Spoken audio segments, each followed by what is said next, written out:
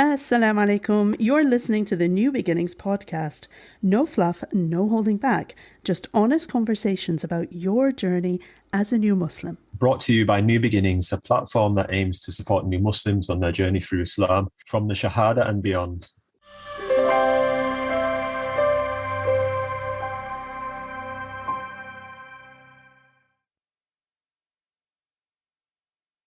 Assalamu alaikum, and Bilal, and welcome back to all our listeners. We hope you're well and keeping in the best of faith. Once again, I'm joined by my co-host, Anse Amanda. Can we cut that out? Why? Sensei is awesome. That's awesome. That's the other job. You have a job as a sensei? I teach Japanese at university, yes. That's so awesome. No, but it's my social media handle, Amanda Sensei. It's my stab at being anonymous online. My son is studying Japanese. That's very really cool. Oh wow, where's he wants to do the JET program. He studied it at university. Oh, you did? Oh, bismillah. Yeah. I hope he's able to do it. Oh well, if you need any information about it, let me know. Well, he's already applied and done the interview, so we're still waiting. Is he applying to teach or to be a CIR? Do you know? I'm not 100% sure. Probably teach. Okay. Well, maybe I'll make it easy. Not that good. Okay. Well, I mean, when it comes to picking where he wants to go, if he gets accepted, inshallah, let me know. I can advise. There's different places. I will. That's awesome. Thank you. No problem. No, my pleasure. See, a lot of good came out of that. Alhamdulillah. Yes. Embarrassing Amanda helped. Yes, alhamdulillah. Why are you embarrassed? It's so cool to be sensei. That's like the same as Anse. Anse and sensei is like that same word. Actually, it is very similar. SubhanAllah. That's very true. Okay. Khair, inshallah. I'll start. Okay, let me start. Let me get serious. Okay. So are we going to leave that in then? Shall I start again? I'll leave it up to you. I'll leave it. It's fine. It's fine. Khair, inshallah. Okay. Assalamu alaikum. Thank you once again for joining us. This episode, we have a very special guest joining us to discuss yet another topic very close to many new Muslims' hearts. Today, we're going to be looking at Islam versus culture. How can we know what is what? And is it possible to live Islamically with zero cultural influence? And what about our own cultures? MashaAllah, our guest today is a scholar who has been promoting formal Islamic education for women for many years and also helping new converts navigate their journey to Allah subhanahu wa ta'ala. Welcome to Anse Tamara Gray, founder of Rabata. Would you mind introducing yourself to our listeners, Anse? Of course, I'd love to. Alaikum salam. And I'm so excited to be here with Sensei Amanda. Sensei and Anse are like the same word. MashaAllah. I like this now. Okay, we'll keep it. Yes. So I am Tamara Gray. Anse is not my name. It's a title similar to Sensei. And it's very colloquial, very localized title that is really found in Damascus. And when I left Damascus, I lived in Damascus for 20 years. Where I was living and working and studying Islamic studies and eventually starting to teach a little bit there as well. And then I came back to the United States in 2012 because of the war. Mm-hmm. And at that time, I had some students here who had come to Damascus to study. And they were like, you're here, we should do a tour, a speaking tour, because I thought I was only going to be here for 5 months. That was 2012. And I'm still in those 5 months now in 2022. In June, it'll be 10 years. It'll be 10 years, subhanAllah, end of June. Anyway, so they asked me at the time, what do you want to be called? We'll call you Sheikha or Ustaza. And I was like, what are you talking about? I had so much nostalgia for Damascus, so many feelings about where I was. I was like, call me what everybody calls me there. So Anse and Sensei, I love it. Sensei Amanda. we were actually there at the same time, but we probably didn't cross paths because I left Damascus in probably July 2012. I left in June. When did you arrive? I arrived in 2008. MashaAllah. Mashallah. Maybe we cross paths in the souk or something. Imagine, buying, kanafe or something. We were both there buying kanafe one day. Good times, ya Allah. I miss those days very much, subhanAllah. I mean, for part of this sort of introduction, I actually never intended to leave Damascus. I intended to stay there, and I had chosen where I wanted to be buried. Not chosen, but I'd had the talk with my in-laws about, you're going to put me there in your family grave, right? So it was tough. But when I came back to the United States in 2012, first I was only going to be here for a few months, and then the writing on the wall became much clearer, and I had to get a job, and I couldn't. I had not lived in the United States for 20 years. I didn't know. Everything had changed, everything.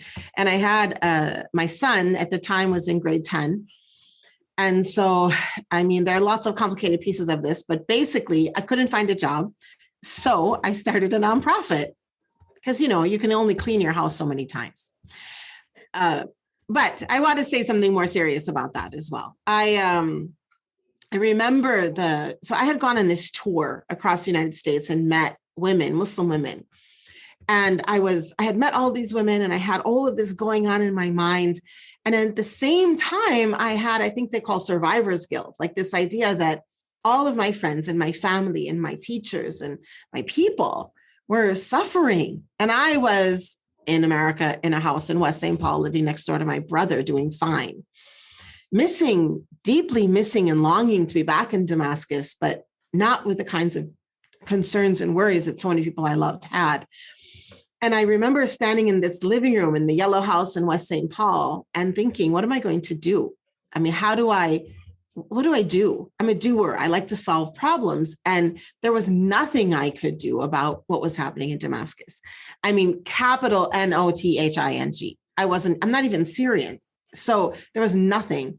So at that moment, there was this sort of moment where it switched from that feeling of what am I going to do to I can't do anything about what's going on in Damascus, but I can take what Damascus gave to me and give it back to the Muslim women that I have been meeting all of these months, or all these weeks. Actually, it was only weeks at that point. And so we started the nonprofit Rabata at the time. It wasn't actually a nonprofit at the time. It was just a project, a movement, maybe we could call it. And at this point now, it's been 10 years. I mean, not actually 10 years, but 10 years since the start. We didn't actually become an official nonprofit till 2015. So the process took some time, but now that's what I do all the time. I run our programming. And during that time, I also went back to school while I was here and got a doctorate. So that's me. And I also have 3 kids and 2 grandchildren, and I drink coffee as often as I can. We actually met, I think it was 2017 or 18. So the first time we met was in London, an event there. Yeah. Can you remind me where we met? It was, if you remember. I think it was YouTube headquarters or Google headquarters. Yes. I remember now. I think it was Google. Awesome. Google headquarters. We met there. Yeah. So today our topic is about culture and Islam. But before we can start, we need to understand what we mean by the term culture. As for a lot of Muslims, it seems to be a very negative thing. Anse Tamara, how do you define this word? It's a very important word for me. The entire mission statement of Rabata is positive cultural change through creative educational experiences. So I think about the word a lot. And your question is so interesting because it's really true that so many Muslims come to culture and say, oh, Islam is different than culture, and these kinds of things. And there's certainly truth in that. And I understand those phrases, but sociologically, culture comes, like our cultures, and culture comes from what we believe in. So culture grows out of what the individuals, when they come together in a society, believe in. And so we have cultures that have beautiful traditions in them, many of which have been lost, I will admit. But the possibility of beautiful culture is there in the fabric of our faith. But culture is also an expression of our nostalgia, and it's an expression of how we grew up. And so it does become a little bit complicated for converts, because while someone, I mean, I lived in Syria for 20 years. So someone from Syria, they may be they have certain cultural habits that are very important to them that might not be so important to me. In fact, when I lived there, people used to say, "Oh, you're so Syrian." And they would laugh and tease me about that. And it's not true. I'm actually not very Syrian, but I've picked and chosen some of the things in Syrian culture that I really like. And I've picked them up and taken them to my own practice. I've done the same with other cultures around the world. And I hope to continue to do that. So I guess this is a long response, but it feels important to give it a long response, because culture is how we carry forth our deen to the next generation. So it's really important, and it's an important thing to talk about, because when we're not paying attention to culture, we risk a really dangerous personal spiritual future and a really dangerous community future. Yeah, because I was thinking as well, isn't your religion a part of your culture as well? For sure.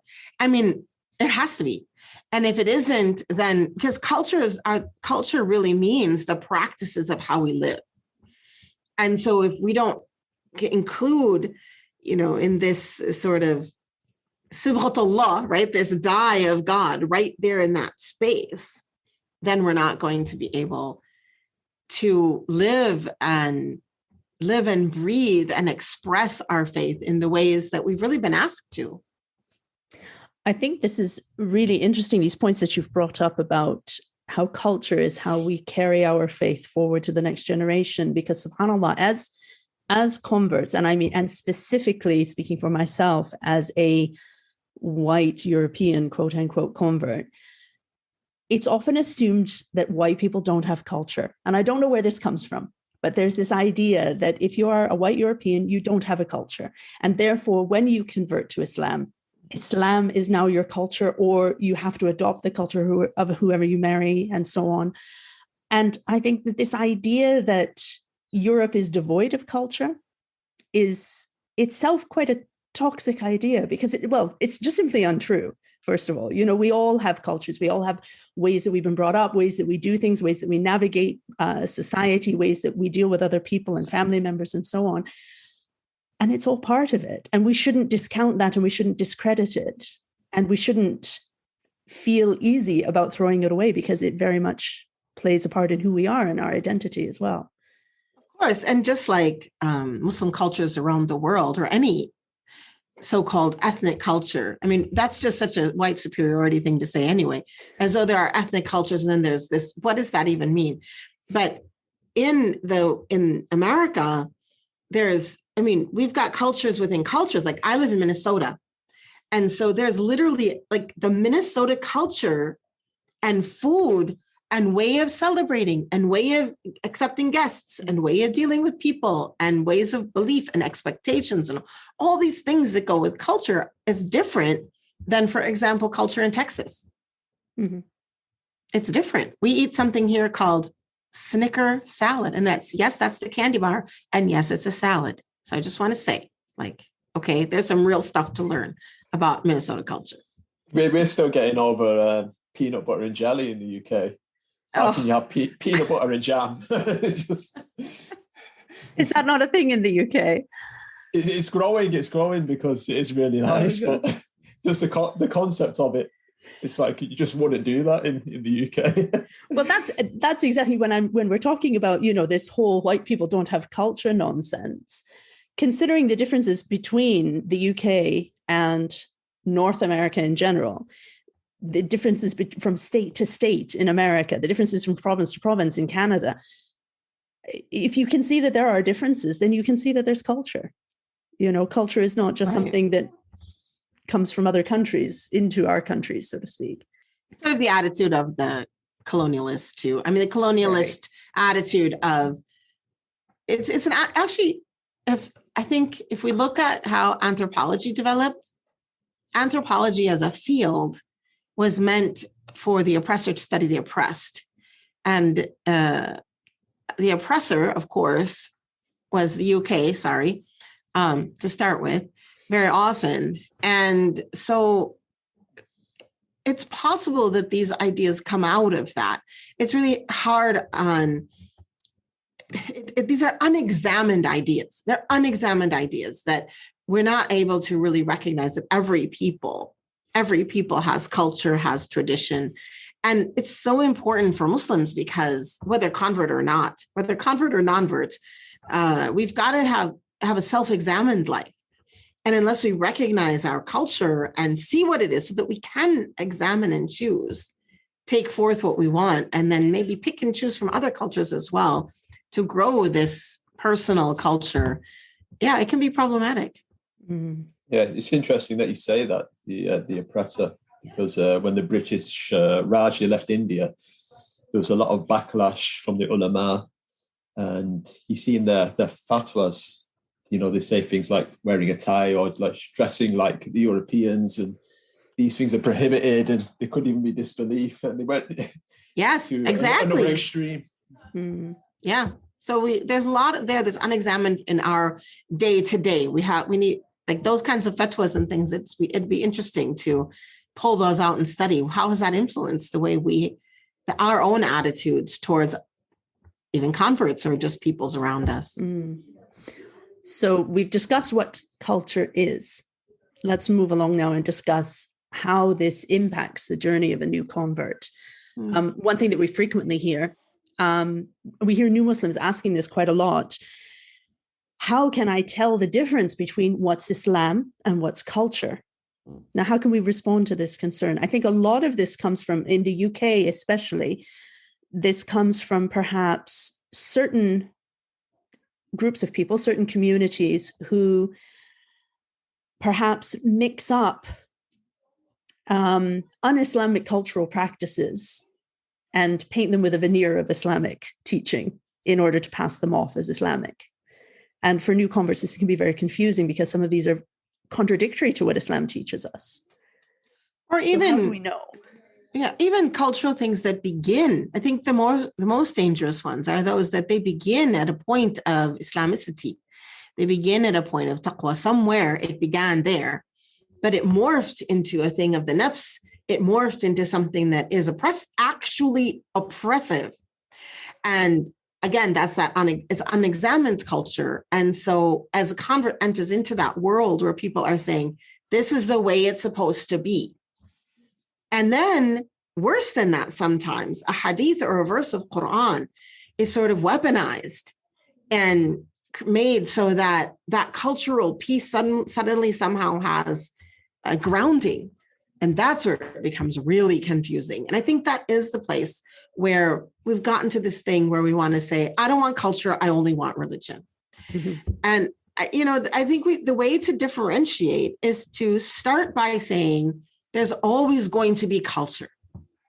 So instead of saying, I don't want Islam, I don't want culture, I just want Islam. Let's instead say, what is the Medinan culture? What is the culture of Rasulullah sallallahu alaihi wasallam? And then how can we identify those things around us? Like, what do I see of Medinan culture in Malaysia? What do I see of Medinan culture in the Indian subcontinent, in the different countries and spaces there? What about in the Arab world? What about in Africa, in West Africa or East Africa? Vastly different cultures. What do I see of Medinan culture in these different places and spaces? And from there, we can begin to build a culture that carries forth faith. And as converts, the other important piece here for converts is to understand that we come to Islam, no matter where you come from. If you're, from the UK, from North America, from South America, from any place on the face of the earth, you come with culture. And that culture is going to have a lot of positive stuff in it. There are going to be parts you're going to drop. The culture of going to the clubs and pubs and bars, depending on which continent you live on, you're going to drop that piece of culture. That's not even, or at least you're going to try to. Some people might struggle, but that's something that that's just not going to fit. But what about the culture of being on time? Like there are different aspects of culture that you can bring forth and be happy and proud of that. And we have examples of that in the seerah of the Prophet ﷺ. And Bani Azad, who were people who came to the Prophet ﷺ proud of what they brought forth. Proud, I don't want to use the word proud as though it's a negative thing though, like ready to show him what they brought forth of their goodness and how that goodness brought them to Islam. When I studied the seerah in the early days, one of the things my teacher was always the first lesson for all of the different classes she took. Yes, I used to jump from class to class. It was how were the Arabs of the peninsula prepared to carry this great religion? And so when we start to think about that, even as converts, we can think, how was I prepared to be able to take on this faith? What did I bring? Did I bring authenticity? Did I bring honesty? Did I bring truthfulness? Did I bring belief? What did I bring that is helping me on this road? Because certainly there are beautiful aspects of our culture that we bring forth. There seems to be a great deal of pressure on converts, or some assumption from the convert themselves, to adopt the culture of the Muslim country that they convert in, or the host community that they converted into. Do you have any thoughts on this? Well, I mean, I once had a phone call. So I don't do matchmaking because it's just too dangerous. People, if they get mad, they'll call you up and tell you, why did you introduce me to this person? But at one point, somebody I really care about asked me, please help find a wife for a widower. And I said, okay. So I had a conversation with him and I said, why? He said, I want to marry a convert. And I said, why? And he said, because I am a widower and I have children, young children, and the culture in the United States for stepchildren is really positive. They're very caring. And the culture I come from is not like that. There's jealousies and negative feelings. And I don't want that to happen. And I was like, mashallah, that's really examined. And I liked that answer. So I was ready to actually serve this person and do my best. And we continued the conversation a little bit. And then I said, I just want to make sure that we're on the same page, that in asking for me to find you a convert, we're looking at these positive parts of their culture, but they will bring other parts of their culture with them that will be part of the home and that maybe you won't be used to. They might not be ready to get up and make tea every time it comes to your mind that you want some. They might not be ready to do all of the housework on their own. They may have an expectation that you're going to share. And I had a list of things. And he said, no. If she's Muslim, then she'll be, and he just said the ethnicity. I don't want to say the ethnicity because I'd like to keep it out, but she'll be, the ethnicity that I am.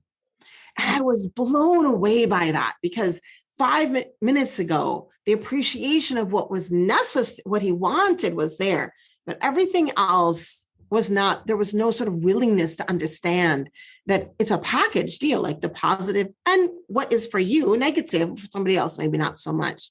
So converts really deal with this a lot, especially in marriage, and especially when they marry someone who has not had a lot of self-examination around how much of my expectations are based on my personal cultural upbringing and expectations, as opposed to what would be maybe closer to the way of Rasulullah sallallahu alaihi wasallam.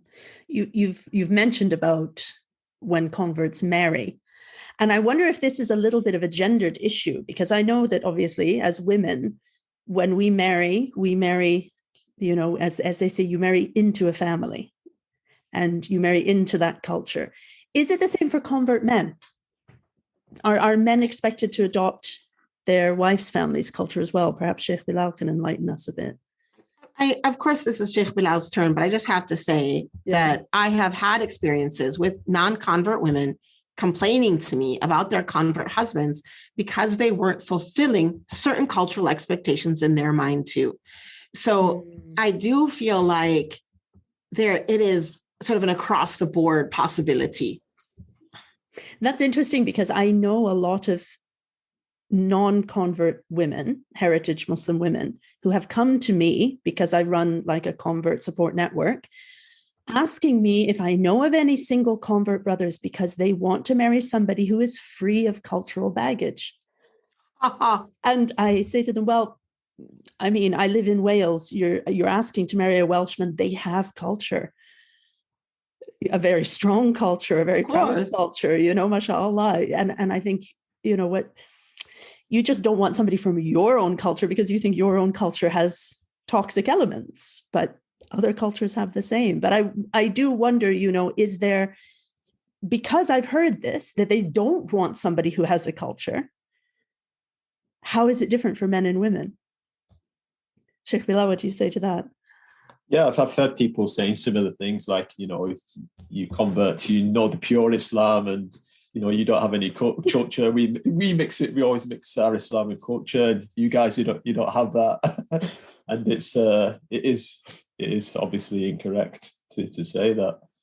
But when brothers get married, are they expected to remain cultureless, as it were, or are they expected to become their wife's culture? The extended family definitely expected to like integrate into the wife's culture. So, for example, there's a convert brother who I know locally, and he got married to a girl who's heritage Muslim, and they had their own place, but at some point, for whatever reason, I can't remember, her father had to stay with them. So her father was like living with them for, you know, quite a while. And he was just telling me, he said, bro, you know, how do they do it? You know, my wife's here and her dad's there. And, you know, I'm in the house with my wife and it's like, I don't know how these people do it. Extended family thing. You've got the in-laws living with, you know, with the husband and wife, and he's finding it really difficult. But I think they just expected him to, you know, take it all on as if. SubhanAllah. And I think the pressure there is not so much because in any situation, having an in-law come into the house would have repercussions one way or another. What's happening here is that there's this pressure of, we are the heritage Muslims, we know how it should be, and we are here now, and this is the way it should be. You do not really have a right to have an opinion about this, irregardless of what fiqh might say, or your culture, what you're comfortable with, or anything else. And that's where problems happen and where it becomes difficult and sometimes really painfully difficult for converts. Yeah, that is a good point that you highlighted there, and it is fairly worrying actually. But then the question is, do we reject adopting any of our spouse's family's culture at all? Is it advisable to completely avoid it, or is it even possible to completely avoid it? I mean, I don't think it's possible, but I do think that we have to start with understanding our culture and what we're comfortable with. And I always recommend to go into other cultures, whether it's your spouse's culture, really any culture, with the eye of curiosity and fun. Like, this is fun. This is so much fun to try this new food, to try this new way of doing. And curiosity of, oh, how is this different than what I'm used to, for example, and not judge it right away and not come in with this sense of superiority of, oh God, here they go again.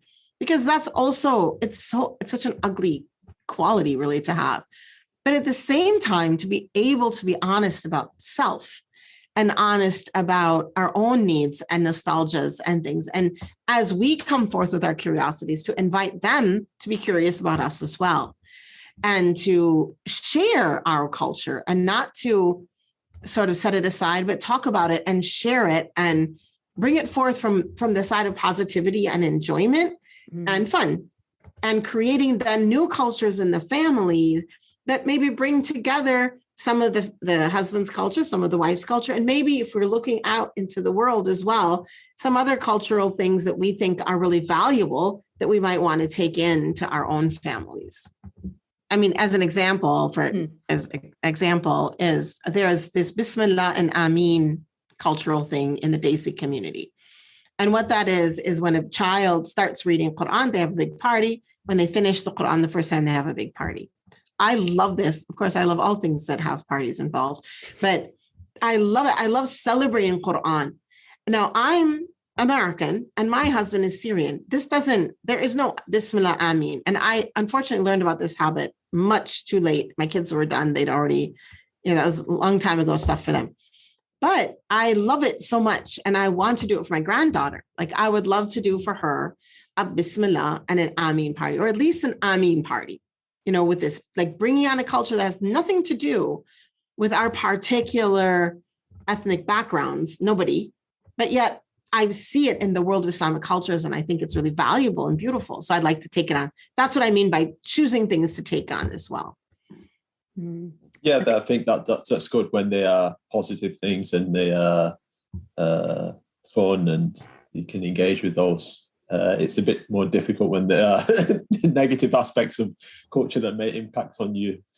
Yeah, that's what I mean by we have to be honest and talk about it. We have to say, I don't have this space where I can live with my in-laws, for example, or I just did not grow up with the idea that I was the maid. It's really not, I'm happy to hire a maid.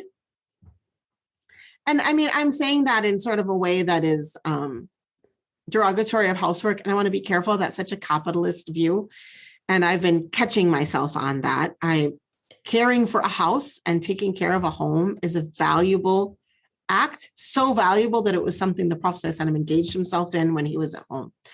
And so I want to be careful because I know that sometimes I can have a little attitude. That's because I come from that culture that just says, why do I have to do this? And so, I mean, on one hand, we want to retrain ourselves in beautiful ways and beautiful ways of thinking. At the same time, we have to be honest with how we're feeling and where we are so that we can come together in.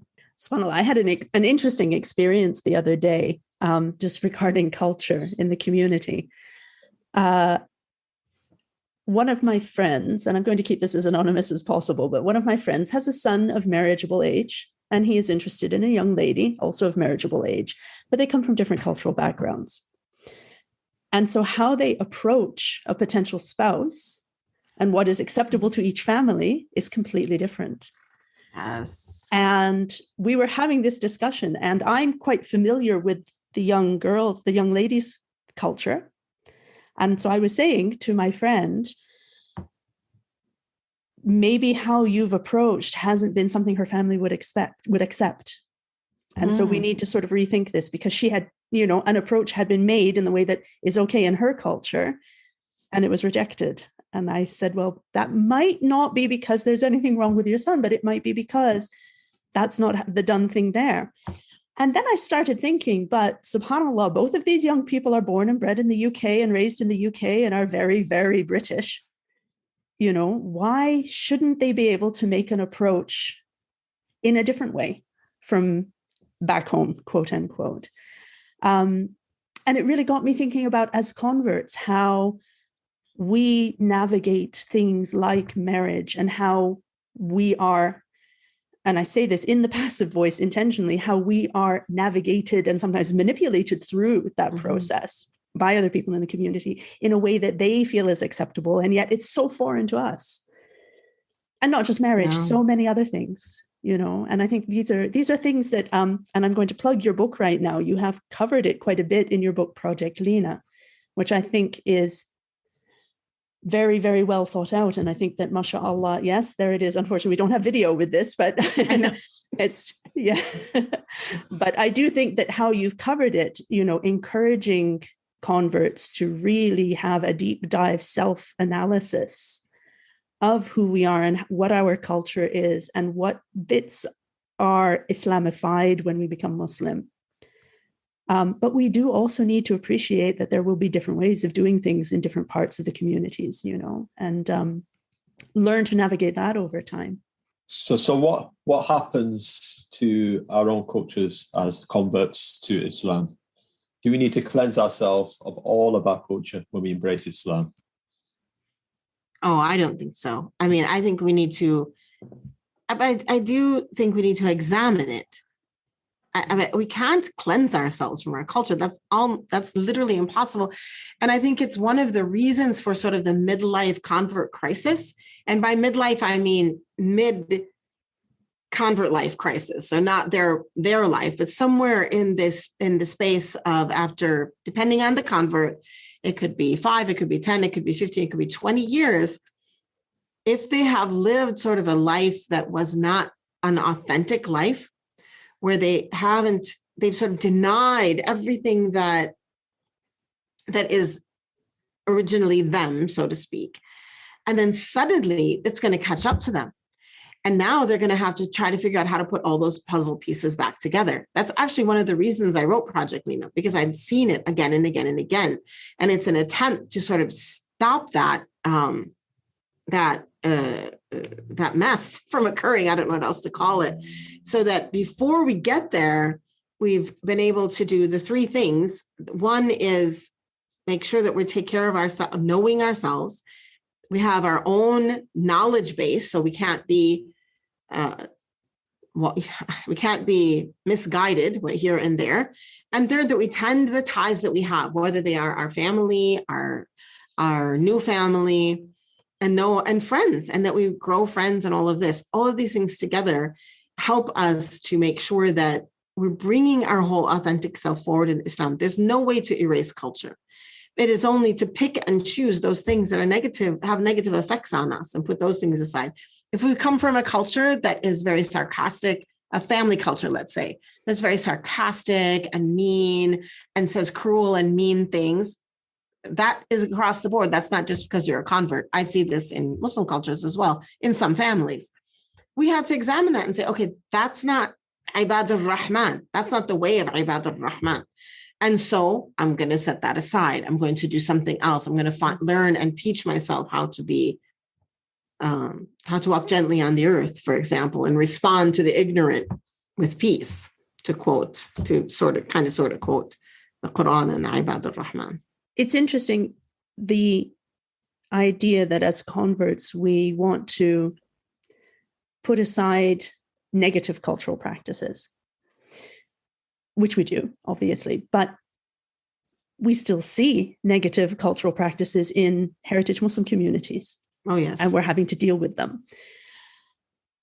If we see this and it's being passed off as Islam, how can we navigate this as new Muslims, especially if we are very new and we don't have the knowledge to be able to say, well, actually, that's not. I'll bring an example. Somebody who I know has frequently locked horns with a member of her family over hoovering after Maghrib time, because her family member insists that it is haram to hoover at Maghrib time because you will hoover up all of your rizq. You can't sweep, can't hoover. It will sweep away the rizq, specifically at Maghrib time. And this young lady has been avoiding, therefore, hoovering. But then she thought, where does this come from? She's been learning a bit more about the religion. She thought, where does this come from? She asked, and sure enough, there's no such thing anywhere. And so we said, well, it must just be a traditional thing, like an old wives' tale, a superstition kind of thing, which exists everywhere. Of course. On the surface of it, not a big deal, but it's causing conflict. So how can this kind of thing be navigated? We have some things which are actually deeply toxic. Some cultural practices regarding gender roles, for example. We have other things that are just old wives' tales, but they're causing arguments. What would you advise in this respect? I mean, I want to add to what you said here about negative cultural aspects is so important, because we also have narcissistic cultures in many ways. Yes. And there's lots of reasons for that. We can have a sociological, anthropological discussion about why these things are happening. But what happens when the convert comes to this situation, if you marry into a culture, my grandmother is Italian. Italians have a lot of similarities with Arabs. And so when I, for example, got married early on, I saw my grandmother and many of the aunties of my husband, the older aunties of my husband, and how they acted when you ate and when you didn't eat and all this kind of stuff. And so for me, I saw my aunt, and so it was very clearly Mediterranean culture, I guess. Mm-hmm. But I could also see, because I also have German side in me, I could also see myself, I could stand outside of myself, so to speak, and see myself getting confused by certain things that were said, because what happens in Muslim cultures is that these things are oftentimes expressed as being connected to deen. On one hand, alhamdulillah, that our cultures are attempting to be connected to deen. On the other hand, if it's not examined, it can cause something worse than, but I feel like hoovering and she doesn't want me to. It can cause this sort of internal rejection, because it's too much pressure, and it's too much to have one thing after another sort of thrown on you and you are, how do you navigate those things when you're a new Muslim? You don't have the knowledge base to just giggle and laugh and say, oh, isn't that cute that she thinks we can't hoover at Maghrib? That's so funny. Ha ha ha. I mean, or other things like, for example, in Damascus, if you put you cannot eat pickles when you're menstruating, because if you put your hand in the pickles, it's haram. I don't know if you knew that. Yep. And of course, just for the sake of the podcast, it's not haram. I just want to make that clear. That's just a cultural manifestation that is really believed. And converts hear that stuff and they go, it has a huge manifestation in their mind. It's not just cute. It's, wait a minute.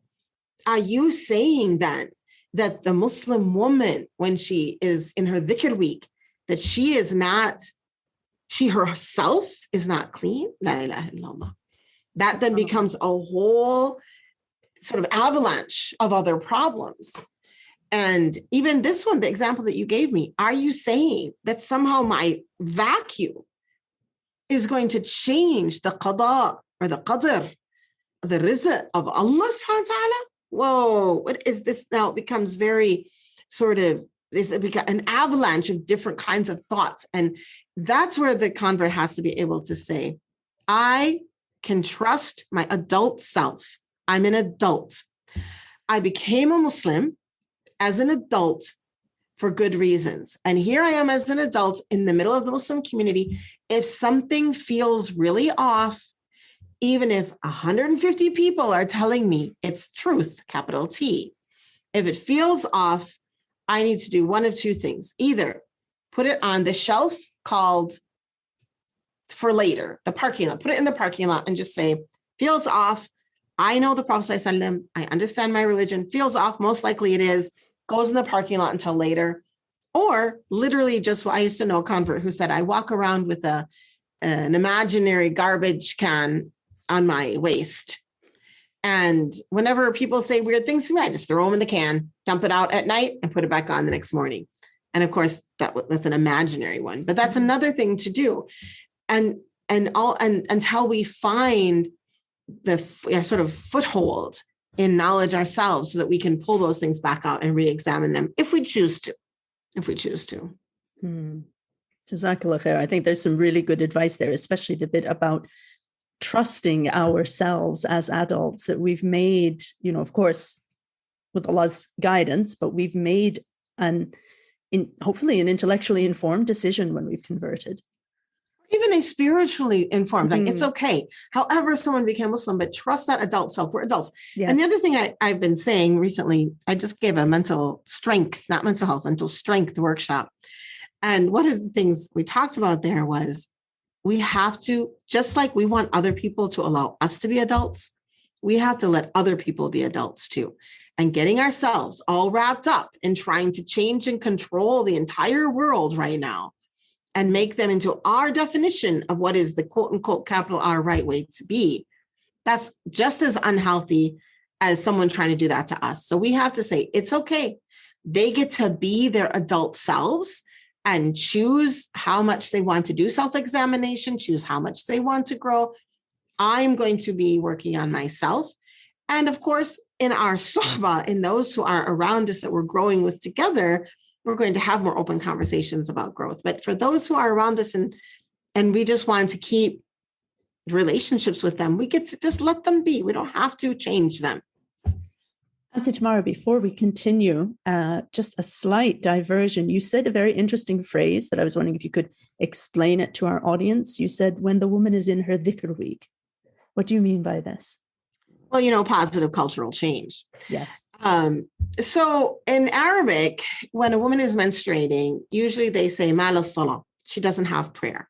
Mm. And of course, when we translate this into English, she doesn't have prayer. What has happened in the Muslim women community is that we find women speaking to each other like, are you on vacation? No. Are you on vacation? And this concept, a'udhu billah, Allah yahmina, of being on vacation from God in a state of ghafla or heedlessness is really painful to me. And while it's true that we don't have our ritual salah or siyam, prayer or fasting, using the word prayer only specifically to refer to salah, we do have other options of worship during this time. Mm-hmm. And so I've really been encouraging people to use the term dhikr week. This is a time for dhikr. And I have a number of things that I encourage women to do. One of them is get yourself a dua book. We have one coming out this month, inshallah, at Rabata. It's a dua book. It's beautiful. But also with the idea in mind that if you can take that dua book and then every day just read through it, doing the du'as and the dhikrs of that book so that you have a habit of it. Another thing that's a little longer that people of the past used to read from is the Dala'il al-Khairat, which is a collection of salawat of the Prophet ﷺ, and it very conveniently has Monday, Tuesday, Wednesday, Thursday, Friday, Monday, right in there. Oh, Friday, Saturday, Sunday, I skipped 2 days. Monday, which is 8 days, very convenient for women, I might say. And any other kind of book like that they could, or just choosing phrases of dhikr that one might want to repeat during that week. But by calling it dhikr week, we remind ourselves this is not some sort of false vacation from Allah. A'udhu billah. It is rather a new opportunity to sit in quiet meditation, to find that sort of depth of spirituality that one might get from a different type of worship. And it's an opportunity for women during that time to do that. MashaAllah. Brilliant. Jazakallah khair for explaining that to us. So what would we say to those who insist on living a purely Islamic life and not allowing anything cultural in our daily lives? Well, after I got done sort of giggling at that, I would say, join me in building a culture that the Prophet ﷺ would recognize as representing him. Let's really have examined cultures. Let's look for virtue in our cultures. Let's look for how are we representing goodness and kindness? How are we being of the Ibad al-Rahman, the servants of the merciful in our cultures? How are we living our values and how are we living our faith and living our worship and creating spaces, physical and digital, where we can come together to build these cultures of people who uphold goodness and khair and push back against what is ugly. I mean, that is all about culture right there, of building a society that is for justice, is for goodness, is for good manners and kindness and all of those things. And so I would say, let's come together and talk about these things while we are curious. It's really important to hold a sense of curiosity, in my view, because with curiosity, we are less judgmental. And coming into a culture and saying, oh, I couldn't do things like that.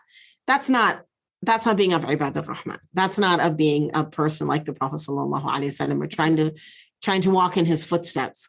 There are cultures all around the world that are not familiar to us, that do things in ways that are not familiar to us. And many of them are rooted in certain words or practices of the Prophet ﷺ that are now very distant from those practices, but they're important to the people that are practicing them. And I mean, here I think about naming ceremonies for babies. I think about ways of eating, everyone sharing the same spoon, sorry, the same bowl, not the same spoon, the same bowl, or things like this. I mean, these are very small things maybe, but sometimes people can come to them with a lot of negativity. However, cultural practices that are oppressive, cultural practices that are harmful, these should not be looked at with curiosity, but should be looked at with the eye of, again, walking in the footsteps of the Prophet ﷺ and helping to remove those oppressive cultural practices, especially when they are sort of slung back as though they are connected to Islam. So there's lots of work to do, but the idea that let's all try to live a purely Islamic life, but we can't separate how we live from culture. And so once we realize that, we'll be able to be more honest with ourselves too about how we are living and what's important to us. Because sometimes when we say that, we forget that we have expectations. You know, I attended a funeral the other day for someone who was from Minnesota. And the person who died, his daughter is a Muslim and he was not. So I was there in support of my friend. And I was there with somebody else. And when we went in for the luncheon, note the second half of that word, luncheon, I leaned over to my friend, the other one who came with me, and I said, look at the table. And we both had this sort of moment of realization of, even at a funeral, there are expectations of food, expectations how you're going to act. And that's so much, like there's so much that is really part and parcel of who we are, that, and as like funerals in the West, I don't know what it's like in the UK, but in the United States, we haven't built a beautiful culture of funerals yet. And so I think people are confused about how to support one another. And that's really sad, because we need cultures of funerals. So we know to read Quran for one another. We know to make dua, not only the janazah prayer, absolutely the janazah prayer, but also how are we supporting the family, and how are we making dua for the person, and how are we making sure that there's an understanding of how to visit the graves and how to visit the cemeteries. Are they available for us? In the United States, we have some serious issues around that. And so there's a lot that is connected to culture that is really important for us to be thinking about and talking about. And so I think my answer would be, let's walk together on this journey of creating a culture that is as Islamic as we can make it, a culture that the Prophet ﷺ would recognize as belonging, as being connected to him and to his sunnah. I'm just thinking, how does the new convert decipher the difference between what is a cultural practice and what is an Islamic practice? So, for example, a convert, they might think that wearing a white thobe, the white shirt and covering the head, that this is something the Prophet did, therefore there must be some religious virtue in me doing that. Or maybe eating with hands, or sitting on the floor and eating, and the list goes on. So for the convert, it's how does he or she decipher what is Islamic practice and what is rewarding Islamic practice and what is just merely cultural practice. And this term is urf is used in the books of jurisprudence. So I don't know if you can touch on that, on urf, and how it ties in with the Sharia, and what the Sharia actually says about urf. Just a little light topic there, right? It's a detailed topic, yeah. But I want to say, because I think you said something so important, the navigating is so difficult. It is difficult, and we need to acknowledge for all converts, it is a difficult thing to navigate what is custom of a people and what is connected to the earlier practices of the Prophet ﷺ directly. And subhanAllah, so this term urf, it's such a great word. It's such a great word. I love this word.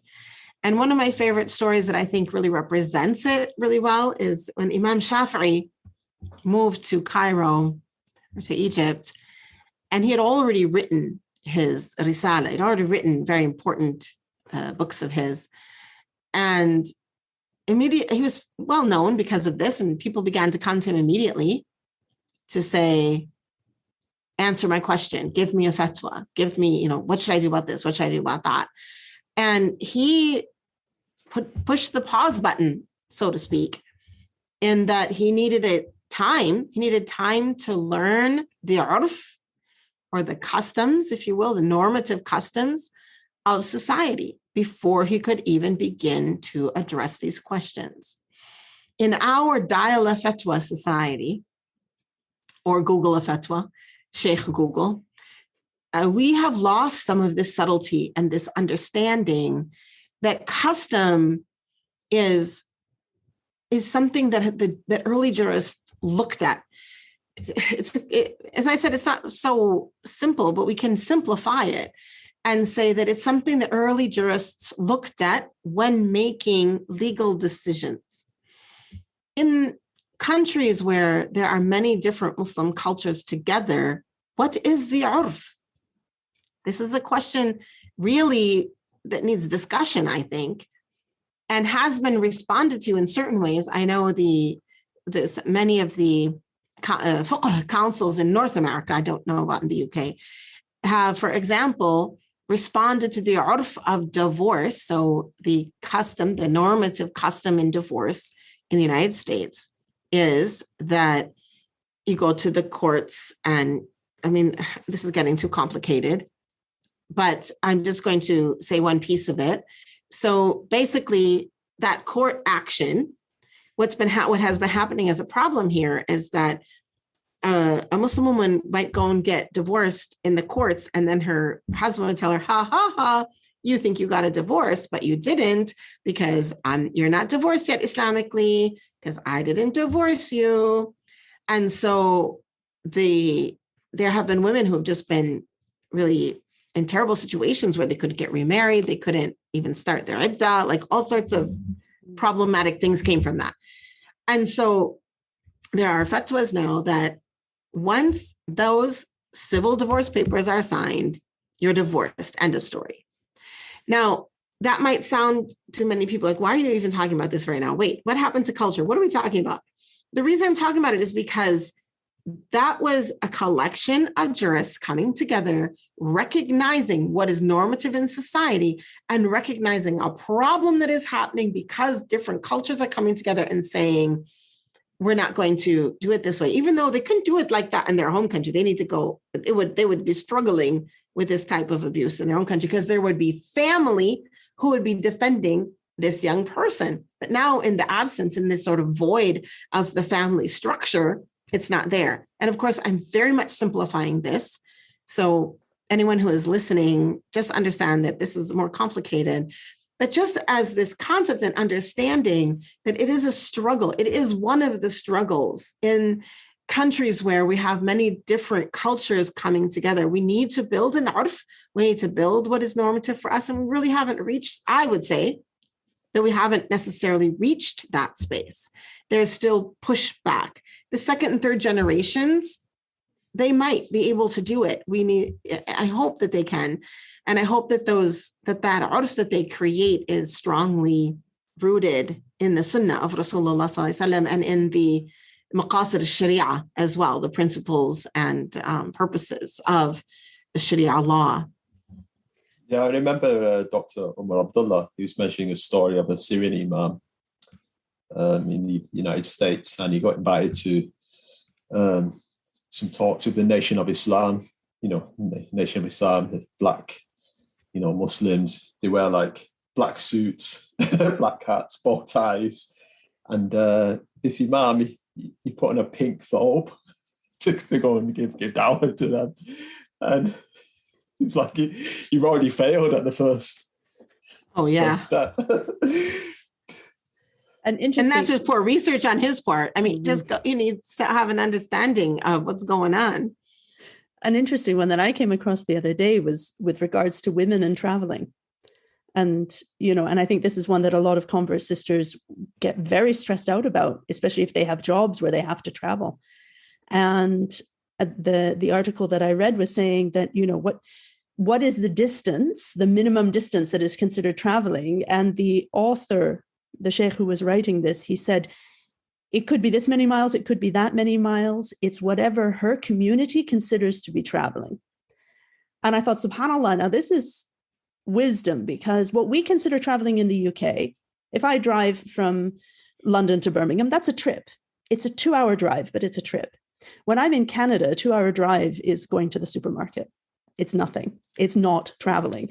So, same distance, same amount of time. In the UK, it's traveling. In Canada, it can't be traveling because you haven't even started yet. SubhanAllah, because the distances are so much bigger. And I thought that this is what we need to be thinking of. We need to be thinking of what is the norm in that society. And if it's going to impact your life because the norm in that society says it one way and you're thinking that, oh, but Islamically, I'm not allowed to do that. SubhanAllah, you're making things very, very difficult for yourself. You're making things very hard to practice. SubhanAllah, there's so much to unpack here, because also when we think about masajid in the West, we're talking about in the world, global culture today, I think, but if I can just speak from where I live right now, we've got a situation where women are living very public lives. They go to school, work, the grocery store. This is the way that 90% of women live, maybe 99% of women. And yet our masajid are still treating it like we're living lives where we don't come out of the inner room in the house. And so as a result, we don't have welcoming spaces for women in many masajid. And that does so much for the problem of the future, because it's not only that women are not coming to the masjid to pray, they're not coming to the masjid for anything else either. And they're not bringing children, they're not creating culture, there's so much that's not happening. And so where is it happening? And in the West, one of the normative customs is that minority faiths have a place to gather where they can be the majority for that day. They can go into that church or temple, or in our case, masjid or mosque, and we can be a majority together in that day. But what happens is we are forcing women to not ever be able to be part of that majority. And by default, any of their children that are not otherwise going to go. And so it's really it's a very serious problem, because we never then offer what is really important for the growth of community and individuals, which is a space to be able to be with like-minded, similarly believing people. I think Amanda highlighted another point as well about taking answers to questions from scholars that know the context that you're living in. Yes, absolutely. And Ibn Abidin, he actually mentions it in his Rasmul Mufti, which is a book about giving fatwa, that somebody who doesn't know the urf, the customs and the cultural practice of a particular peoples, then he's not even allowed to give an answer to a religious question. SubhanAllah. Because he can actually do more harm than good by answering. Of course. And we see that as Anse Tamara was saying, Sheikh Google, you're going on Google and you're reading a fatwa that was published in another country by a person who doesn't even speak the same language as you, let alone knows your custom. And then you're trying to apply that to your life in Minnesota or Manchester or wherever. It's not going to work, subhanAllah. So another custom, another language, another country, and probably from 1996. Yeah. And badly translated as well. SubhanAllah. May Allah help us, help us all come together with this sort of curiosity for one another and I guess work to try to really understand Medina so we can bring it forth. SubhanAllah, mashallah. I think, mashallah, the work that you're doing with Rabata and also the work that Sheikh Bilal is doing with New Beginnings, this is such an important stepping stone for new Muslims to help us all to navigate these spaces and to come to terms with the differences and understanding our faith in that light. So may Allah reward it. Ameen. I'm interested in the dua book. Is it a generic dua book, or did you say it was just for women when they're... No, it's generic. No. I mean, dua is dua. So it's a collection. Actually, someone from the UK, from Wales, actually, Amanda, translated it. So in dua books, we talk about being collectors and translators, right? Mm-hmm. And so she collected and translated and transliterated as well, because a lot of our population are not Arabic speakers or readers. And so it's a collection, and it's also a series. So to try to sort of teach the process of making dua. So it starts out with salawat and it ends with salawat, because we know that we need to do this. And it has istighfar. So this portion of repentance, portion of praise, portion of tahleel. It's just a whole series of dua that can either be, because it starts with salawat and it ends with salawat, it can be read in one whole sitting. Or of course, as a dua book, any dua book, you can open it up. But it's not like dua for eating, dua for going into the bathroom. It's not like that. It's about trying to create that relationship of dua. Right, I understand. Can I ask who the author is? Oh, sorry. It's not out yet. It's coming this month, inshallah. We should have it. We're just sort of watching the door as we wait with bated breath, but COVID has affected shipping. So inshallah. Well, sadly, we've once again come to the end of our time. I'm sure we could continue this topic for a lot longer. Jazakallah khair to Anse Tamara for joining us for this discussion. And of course, to all of our listeners for tuning in yet again. Thank you for having me. And I hope that we can all work together towards positive cultural change through creative educational experiences. And you can find me on Instagram and Twitter and Facebook and YouTube and at rabata.org, where I teach, and just so many places. So, and I also have 2 books that you can purchase and give as gifts. So let's walk together in this journey, inshallah. Inshallah, may Allah bless you and keep you safe and increase you in all good in this world and the hereafter. Ameen. And you too, inshallah, both of you. Barakallah fiki. That's it for another episode of the New Beginnings podcast. We do hope you enjoyed this episode. Please share on social media and with family and friends. Yes, please do share and subscribe. We're on all major podcast platforms. Inshallah, we'll see you next time. I look forward to it. But for now, thank you for listening. Until next time, Assalamu alaikum wa rahmatullahi wa barakatuhu.